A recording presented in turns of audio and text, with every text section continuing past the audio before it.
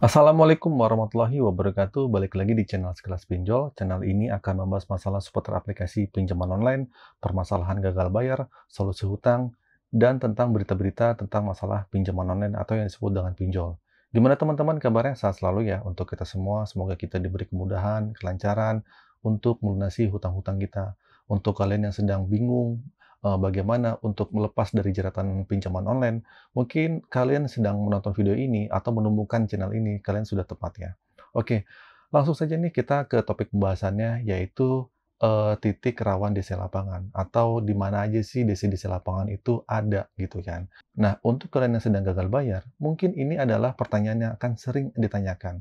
Apalagi yang nanyakan di kolom komentar YouTube saya gitu kan.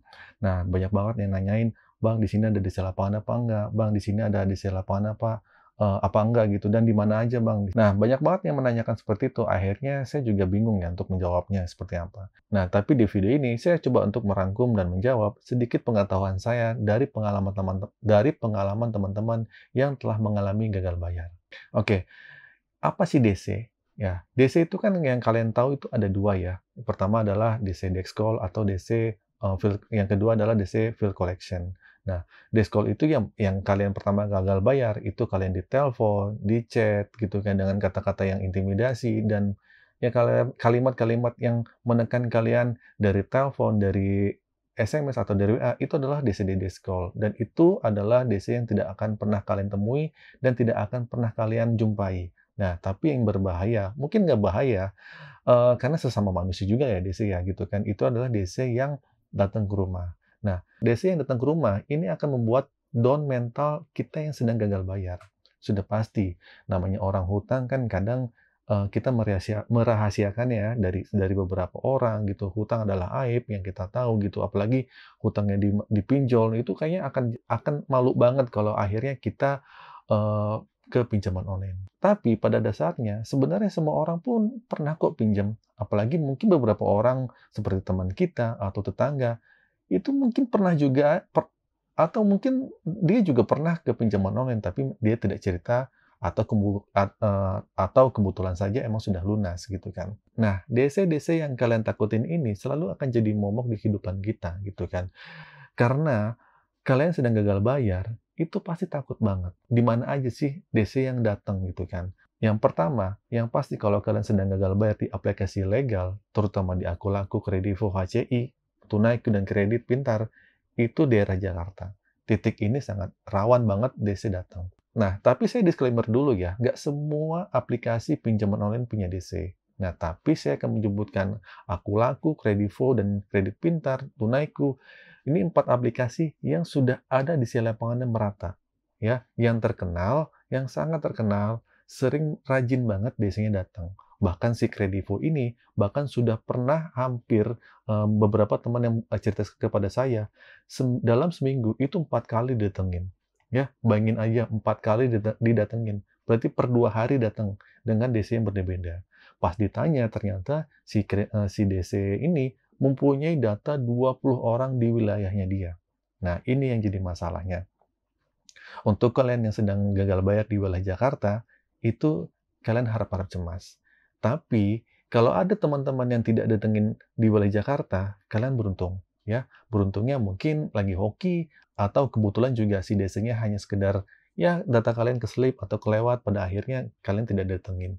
Yang pertama kita bahas Jakarta. Kenapa semua semua selalu titik Jakarta? Karena, nah Jakarta ini kan jadi titik di mana kantor-kantor DC lapangan itu ada, atau kantor-kantor dari pinjol itu berada. Jadi untuk kalian yang berdomisili di Jakarta, itu kalian harap-harap cemas, ya, gitu kan. Saya tidak menakut-nakuti, tapi kebanyakan emang di wilayah Jakarta didatengin, ya. Walaupun ada yang tidak datengin, ya saya berharap semuanya lah nggak ada DC-nya. Berharap lah semuanya tidak datengin DC. Intinya satu, itu kalian tidak perlu takut untuk menghadapi DC. Terus, Titik rawan yang kedua sudah pasti adalah biasanya Bekasi. Nah, Bekasi sebagai kota penunjang dari Jakarta yang ada di pinggir-pinggiran Jakarta ini, sebagai kota-kota besar juga seperti Bekasi, ini juga terkenal ada DC lapangannya. Seperti yang dikabarkan ada Kredit Pintar, Tunaiku, Kredivo, itu udah pasti jadi titik, jadi sasaran DC. Oke, kita balik lagi yang ke Bekasi ini. Pernah dikabarkan juga ada Shopee yang katanya datang hampir 2 kali gitu dalam sebulan. Nah, yang ketiga adalah titik lokasi rawan DC lapangan yang dikabarkan adalah di wilayah Tangerang, ya. Tangerang ini sebagai, penunjang, kota penunjang dari Jakarta juga, ini juga dikabarkan ada DC lapangannya. Bahkan ada katanya yang isi case yang dikabarkan katanya DC-nya nggak ada, ini pernah ada yang pernah laporan ke saya, DC-nya sudah, 1 bulan datang, dan setelah itu udah nggak ada lagi gitu kan. Ya nggak tahu kenapa mungkin, yang lain-lainnya pernahkah didatengin oleh DC-DC isi case atau seperti apa, atau di pinjol-pinjol yang lainnya, tolong di komentarnya. Nah, Tangerang adalah jadi wilayah titik titik lokasi yang dibilang rawan juga, ya. Jadi buat kalian yang di wilayah Tangerang, khususnya di wilayah perkotaan, ya kalian juga harap-harap cemas juga gitu kan. Oke, yang selanjutnya adalah di wilayah Bogor. Nah, Bogor ini menarik ya. Bogor ini sangat luas kotanya ya, mungkin banyak banget juga Bogor yang kotanya hanya hanya kecil, tapi kan wilayah kabupatennya itu sangat luas. Tapi begini teman-teman ya, gitu kan, kalian yang di Bogor, khususnya mungkin di wilayah perkotaan seperti DC Kredivo, Aku Laku sudah pasti sudah ada, ya, untuk Bogor kota. Tapi untuk Bogor pinggiran, mungkin ada beberapa yang datang, tapi nggak semuanya datang. Jadi balik lagi, kalau kalian sedang mengalami gagal bayar, kuatin mental aja gitu. Nah, oke, dari Jakarta, Bekasi, Tangerang, dan juga Bogor, yang terakhir adalah Depok. Nah, Depok adalah termasuk titik lokasi rawan DC lapangan, yang di mana di situ pernah dikabarkan Julo juga pernah datang.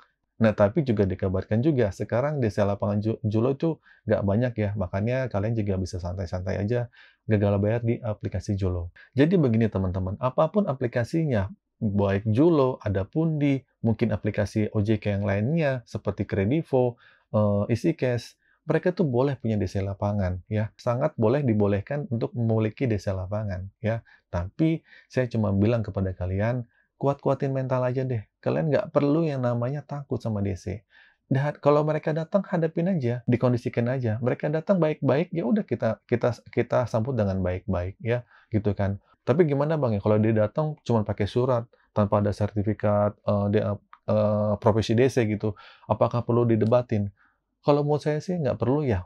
Saya tahu ya, semua DC yang datang, itu kadang mereka itu tidak melengkapi hal seperti itu. Sekelas Kredivo aja, kadang itu DC-DC-nya juga, DC lapangannya, tidak melengkapi dokumen-dokumen apa yang perlu dibawa. Seperti sertifikat profesi pekerjanya seperti DC-nya yang kita tahu gitu. Pas kita tanya, "Ini loh, saya nunjukkan handphonenya nah, nih ada nih." Jadi kalau misalnya kalian lihat lah, kalau seperti di media sosial gitu, kalian bisa lihat DC-DC yang datang itu pas ditanya, mereka itu pada kelimpungan. Ada juga yang menyarankan, "Kalau kayak gitu usir aja Bang," gitu, "usir aja nggak perlu takut." Ya itu sih hak kalian ya kalau kalian mau ngusir. Tapi biasanya kalau diusir ujung-ujungnya ribut, ya. Tetangga malah jadi tahu gitu kan. Nah, tetangga jadi tahu, akhirnya kita juga jadi masalah juga gitu. Kalau kita kuat mental ya emang harus kita usir kalau emang nggak lengkap gitu kan.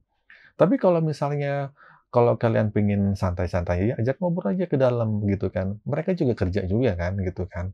Bilang aja kalau datang, "Saya emang nggak punya uang," gitu kan. Mau datang, mau berapa kali pun datang, emang nggak ada uang, mau gimana lagi, gitu kan. "Ya udah nanti saya akan datang lagi." Ya udah datang aja lagi, masuk, ada tamu, duduk, gitu kan. Diemin aja gitu, mau ngapain kek, mau seperti apa gitu. Jadi kalau ada DC datang, ya udah, suruh duduk, minta apa, kopi, minum, udah. Kalau dia nanya, "Kapan bayar? Kapan ada uang?" Bilang jangan pernah janji untuk membayar. Jangan pernah janji untuk membayar. Intinya seperti itu, ya, gitu kan. Kuatin mental aja. Gagal bayar itu biasa. Jutaan orang itu gagal bayar, ya. Kalau kalian masih takut, karena ketakutan itu cuman hanya ada di otak kalian saja, di pikiran kalian saja. Kalian membayangkan apa yang belum terjadi, ya. Intinya begitu deh.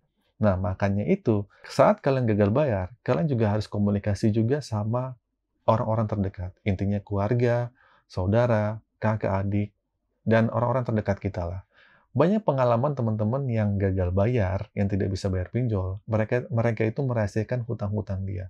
Masalahnya dipendam sendiri gitu kan, tidak mau ngomong karena takut diomelin lah, takut dimarahin, takut masalah. Padahal jalan satu-satunya untuk keluar dari pinjaman online itu dengan jujur, ya. Kalau kalian tidak jujur, kalian juga akan jadi hancur. Nah, jadi inti permasalahan di video ini, kalian stop deh untuk menanyakan, "Bang, di sini ada DC-nya apa enggak?" Ya, tadi kan saya sebutin, kalau untuk wilayah Jabodetabek sudah pasti ada DC lapangannya. Tapi untuk di luar itu, mungkin hanya beberapa pinjol yang ada di lapangannya. Ya, untuk di luar Jabodetabek sudah dipastikan seperti Kredivo, Akulaku, dan HCI, ini ada di lapangannya. Yang terbaru nih katanya, Kredit Pintar sudah mulai beraksi DC-nya di luar Pulau Jawa. Katanya. Itu pun katanya. Tapi yang sudah pasti juga, Kredit Pintar sudah ada di wilayah Jawa Tengah, mungkin Jawa Timur. Itu pun di kota-kota besar. Ya, kalau kalian di wilayah Palangkaraya, Kalimantan, di wilayah Sumatera, mungkin di Makassar, untuk desa-desa seperti ada Budi, Repay Cepat, dan itu saya pastikan mungkin desanya juga masih belum ada.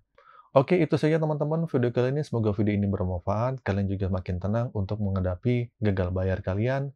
Kalian juga tidak harus menanyakan di mana lokasinya yang paling penting kalian bersiap untuk menghadapi permasalahan gagal bayar ini. Resiko harus dihadapi dan saya yakin semua masalah itu pasti lewat. Akhir kata dari saya, Assalamualaikum warahmatullahi wabarakatuh.